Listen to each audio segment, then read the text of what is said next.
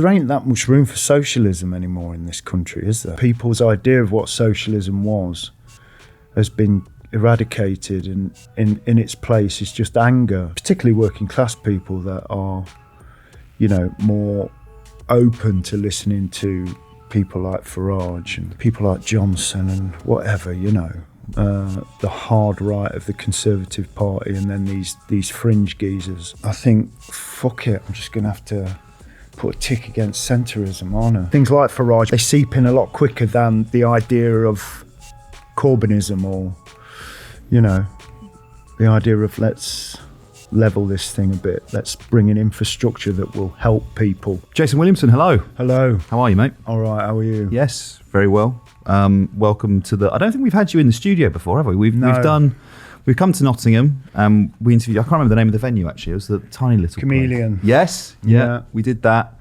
I think we did one out in front of the Houses of Parliament, but never in the studio. Yeah. So I've seen this on my phone many times, so it's a pleasure to be here. It's a pleasure to have you here. Thank you very much. Thanks for blessing us with your presence. Oh. For those unfamiliar with you and your work, how would you introduce yourself? I'm Jason Williamson. I'm a singer in Sleaford Mods. We're a punk band, essentially. When you boil it down to it, yeah. Yeah. That's what it is. Electronic punk band, I suppose, from England. I've been around for 10 years.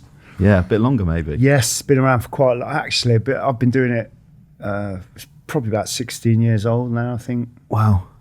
So you said 10 because you're doing a 10th anniversary of Divide and Exit. Yeah. Which, technically speaking, would be your second album, but there were CDs before that, right? There was. Technically, it's our third album together with Andrew.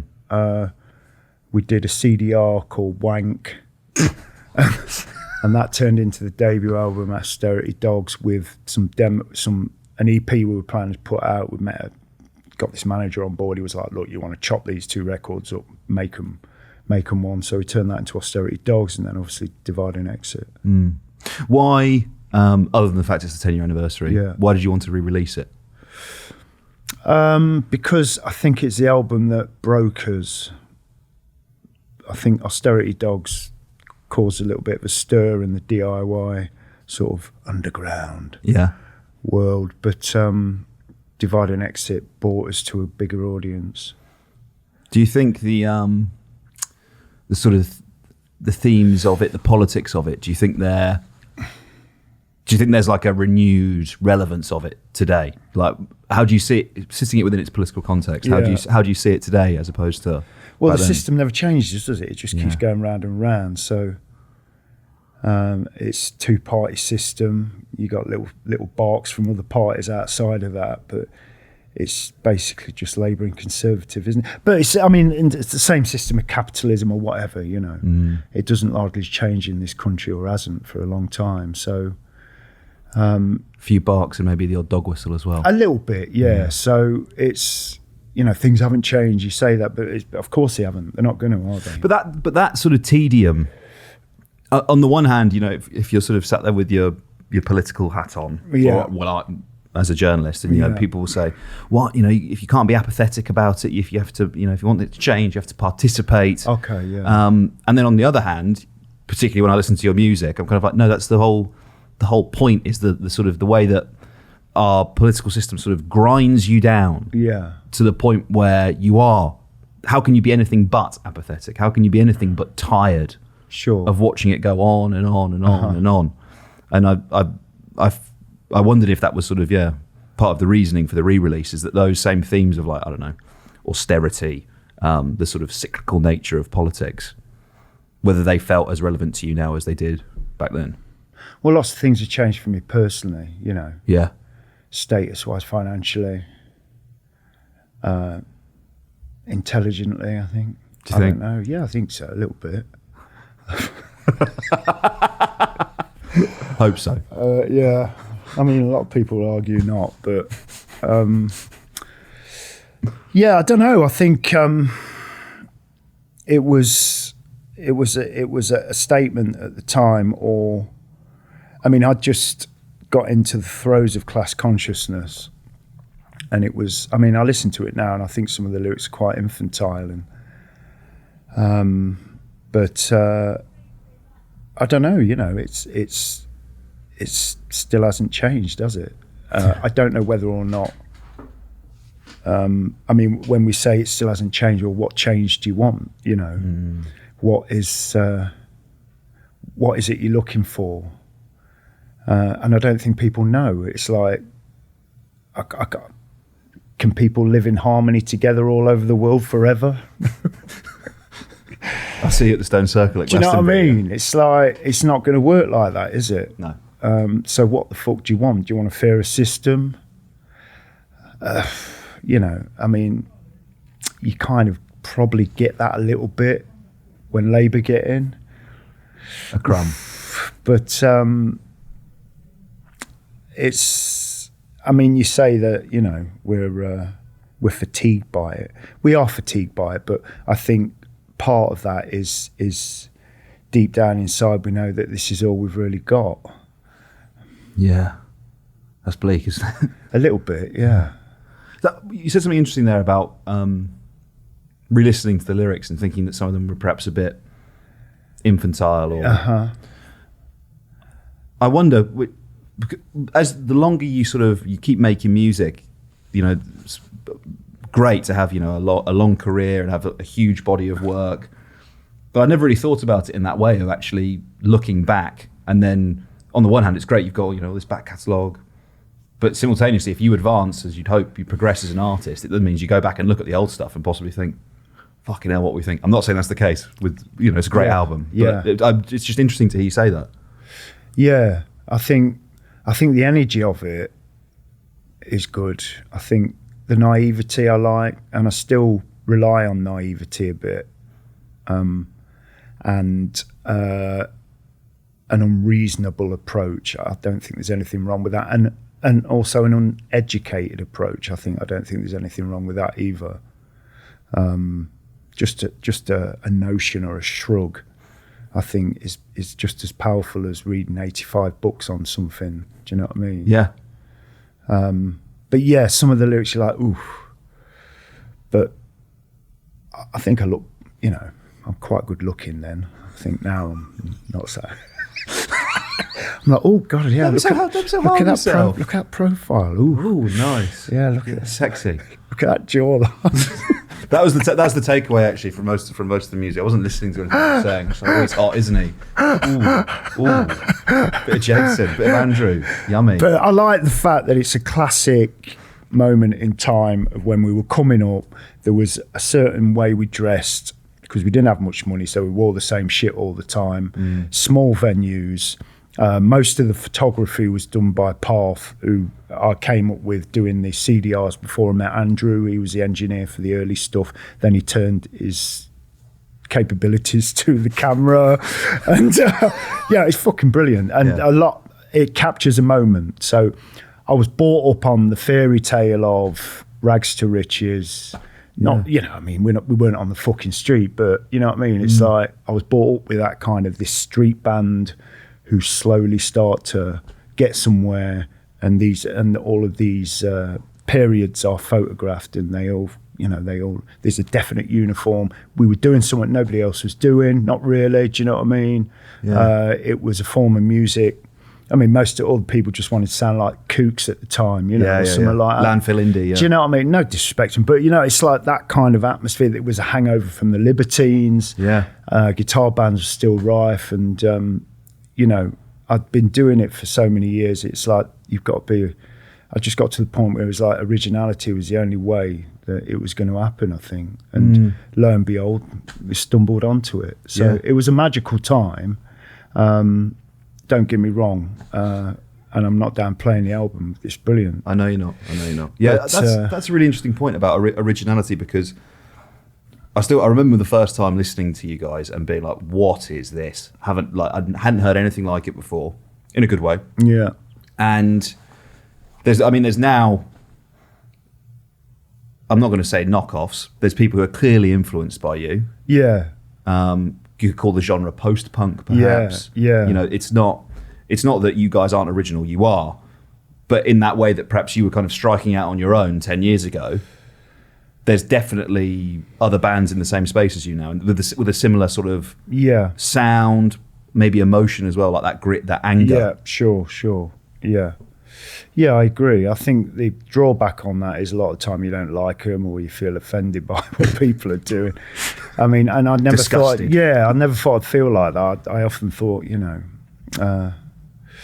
I thought, oh, it would make me feel quite chuffed. And, it does in a way sometimes, but a lot of the time I'm largely not interested. I don't know if, I think in my head I've moved on from that, but, Sleaford Mods is Sleaford Mods. I don't think it's largely changed yet at the same time it has, you know what I mean? Yeah. It's, in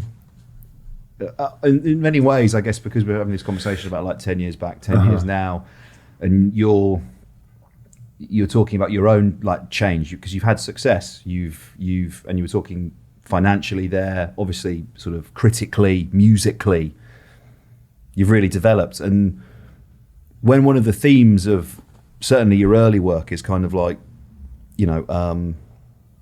existence in Britain, whether it's like austerity, you mentioned class consciousness. And I wonder if, in a way, that success poses a challenge then, because you're no longer with your, I don't want to tell you what your art is, but like if you previously described what was before was like, your lived experience, talking about what you were doing. And if you're not living that anymore, I wonder if that poses a challenge for you in terms of the things that you want to talk about, the things that you want to sing about. I don't know. I mean, no, in a way, it kind of does, because a lot of people put that question onto us back in the day, 2016, 17. It's like, oh, fuck, yeah, what do we talk about? But no, there's always something to talk about. There's always something to moan about.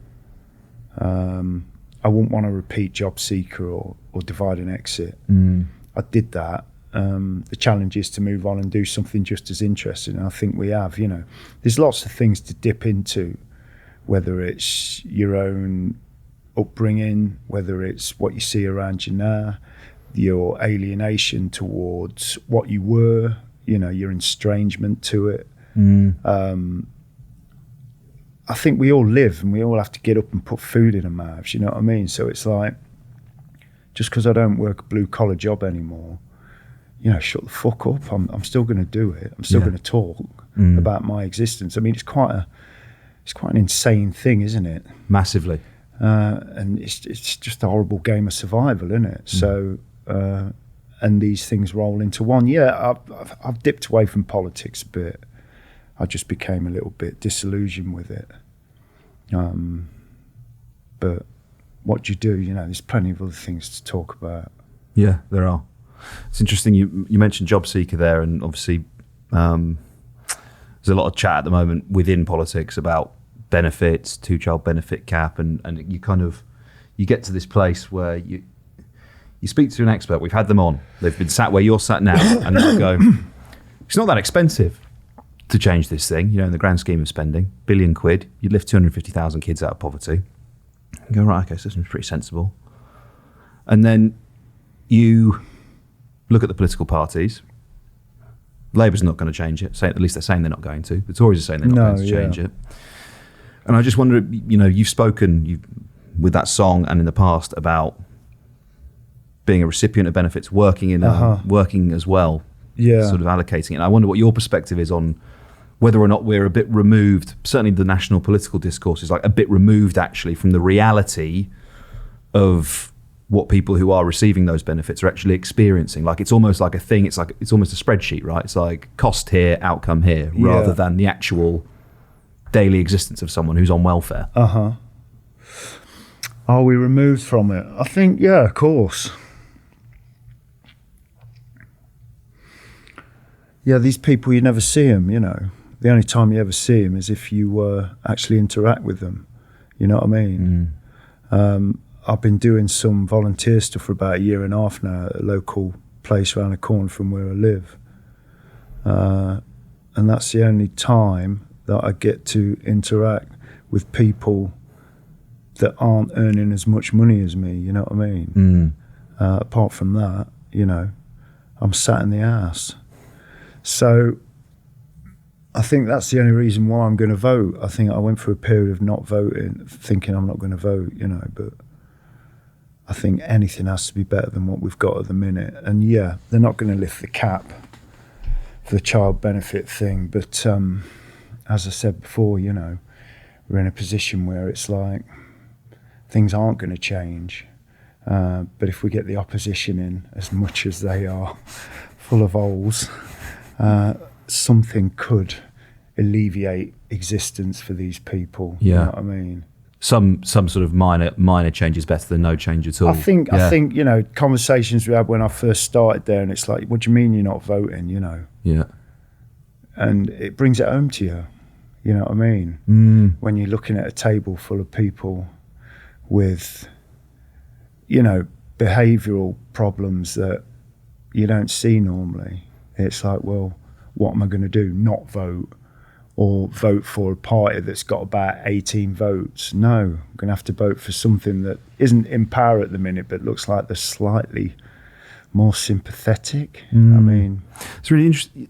I like genuinely, and I find this quite, I haven't said this before, but quite strange, being someone who is, you know, a political journalist, and my overwhelming feeling about this election so far has been one that I didn't want to participate.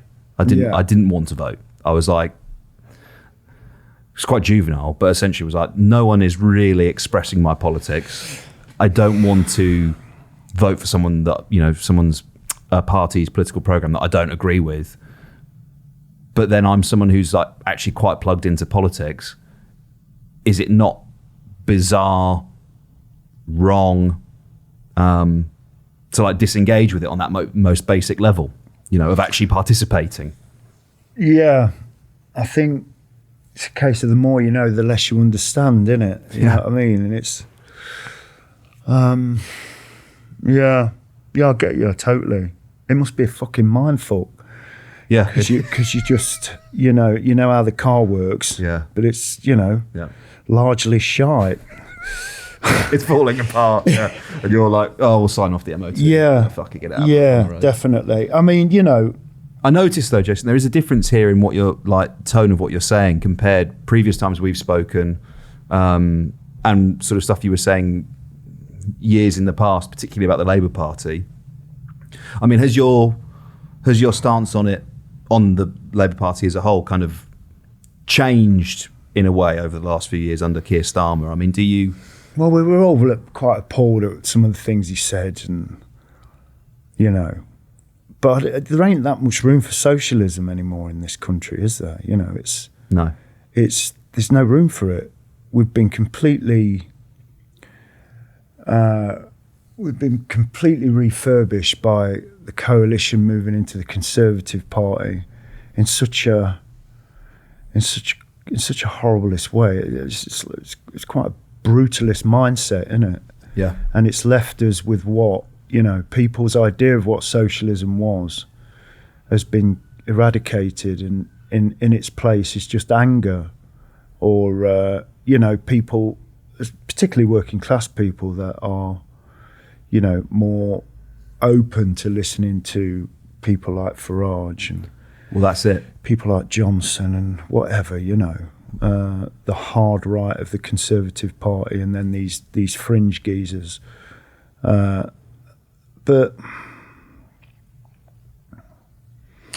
I don't know, you know, I think, fuck it, I'm just going to have to put a tick against centrism, aren't I?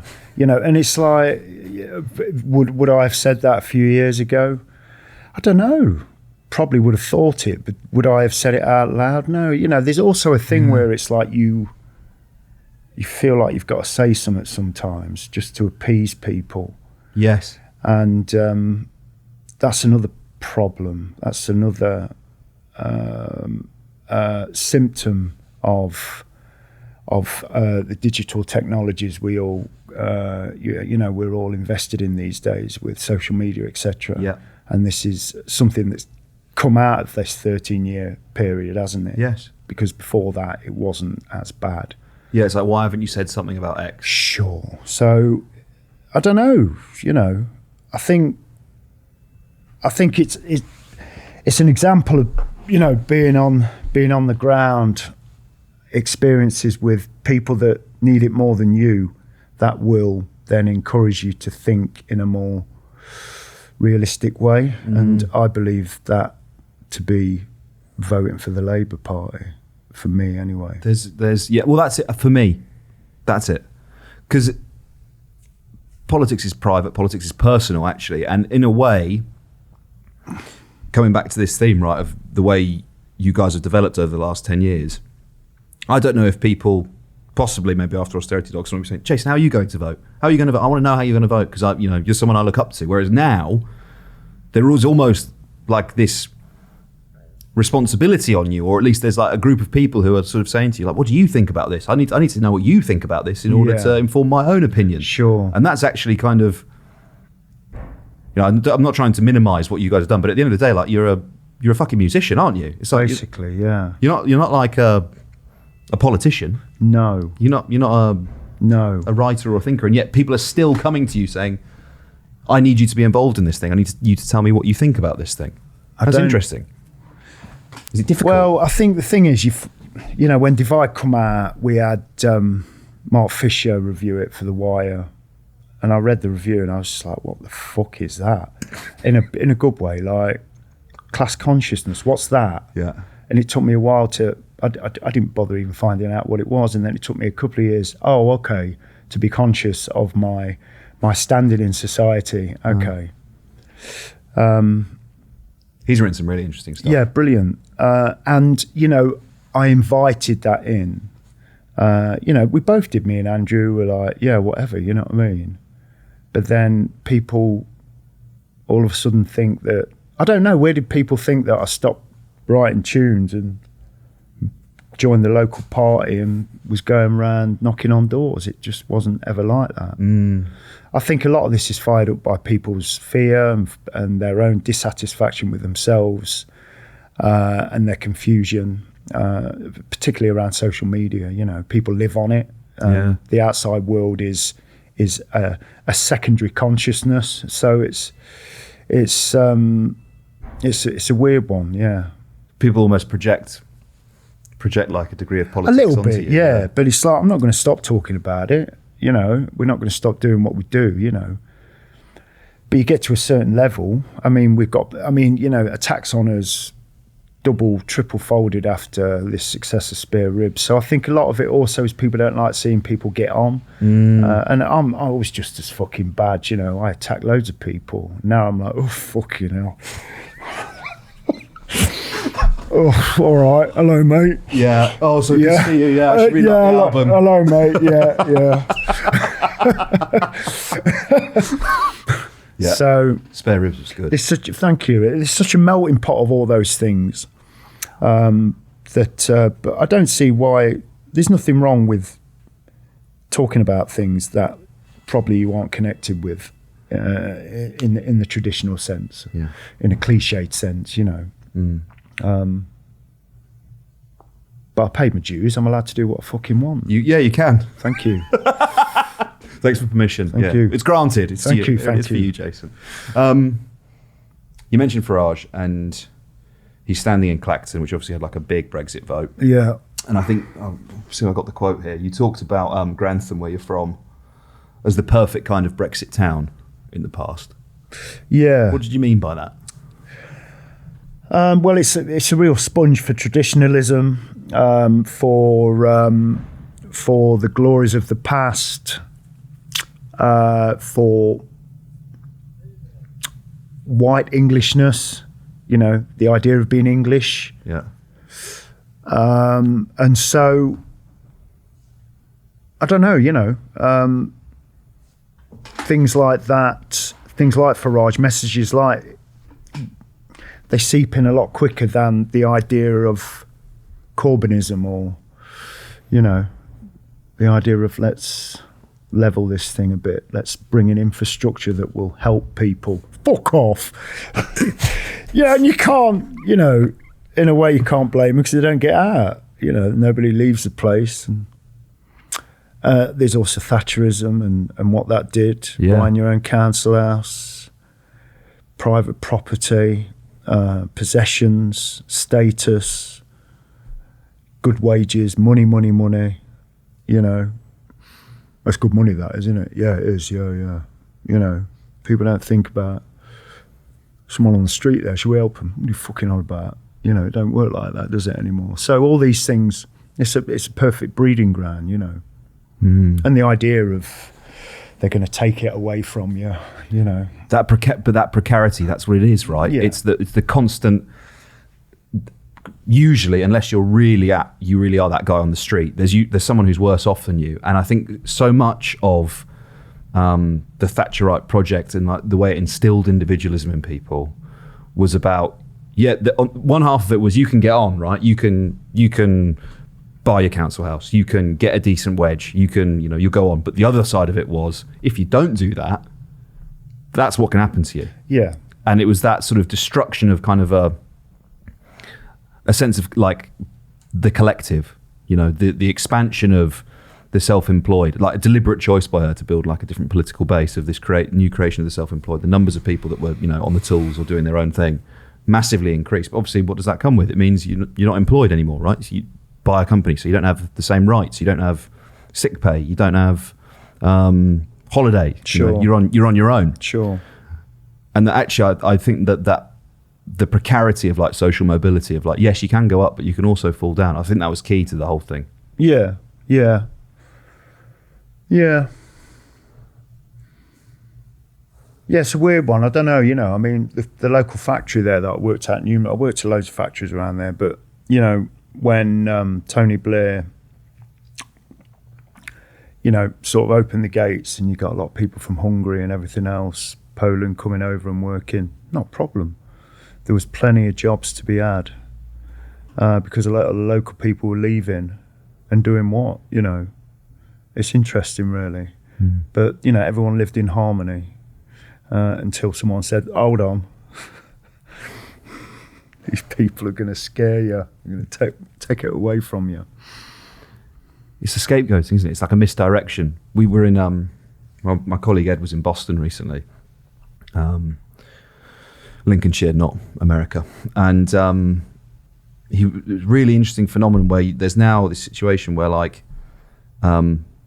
longer term migrants, so I was chatting to a Lithuanian woman who came over in 2009, and she was almost turning on the newer wave, and she was like, yeah, no, we're okay, but there's this lot now that are coming, they're the criminals. Yeah. And it's this really, it was really interesting to see, because that sort of line, that us and them, that like a white English person would just impose between them and everyone from Eastern Europe. Yeah. But she was kind of putting it up between her, the people that live in Boston, and then the latest lot of people to come over. And It was interesting to see how it kind of, it's always the most recent person to arrive. It's never you and the people that are already living there. I found that very surprising. I think also with a lot of it is you've got to experience it. It's the you know, the people coming over, going and getting put into hotels in local areas. Yeah. You're on social media and, you know, they're interviewing some local and he's kicking off about it and everybody's slagging him off for kicking off about it. But it's like, you don't live there, you don't. And this is another thing that I've started to be more conscious of. It's like, it's just not black and white, is it? No. Very rarely is. I think, you know, obviously Conservative Party, the cynical side of me says that they've done it on purpose to back up their story of, you know, this isn't working. We don't need these people coming across the channel. But I don't know. It's a bizarre thing with them. It's the way they're talking as if they haven't been like the main actor.